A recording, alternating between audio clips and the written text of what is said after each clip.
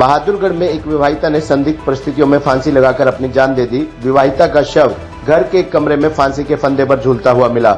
मृतका के परिजनों ने उसकी मौत का कारण परिजनों का दहेज की मांग करना और दहेज न देने पर उसे प्रताड़ित करना बताया है।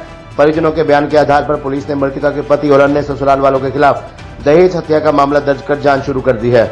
मामला बहादुरगढ़ के शक्ति नगर का है। मृतका की पहचान पूजा के रूप में हुई है। पूजा की शादी 5 साल पहले शक्तिनगर निवासी मनोज के साथ हुई थी। उसका एक 3 साल का बेटा भी है।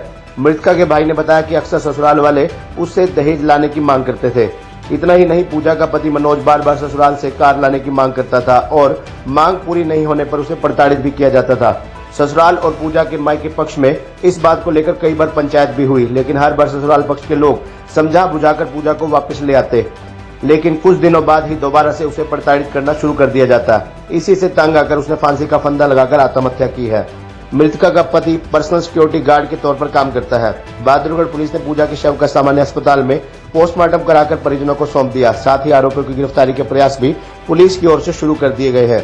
आए दिन दहेज के दानव कारण न जाने कितनी बेटियों को अपनी जान गंवानी पड़ रही है, मगर दहेज के लोभी बेटियों को परेशान करने से बाज नहीं आ रहे। दहेज प्रथा एक सामाजिक कुरीति है। आज के आधुनिक समाज से इसे जड़ से खत्म करने की आवश्यकता है। मेरे से बड़ी बहन थी मेरी, इसको बार बार में टॉर्चर किया जाता था।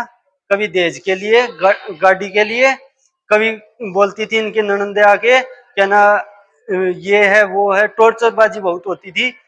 इनका जो जेठ है प्रदीप, वो टमाटर और इन चीजों के भी लाने देता था।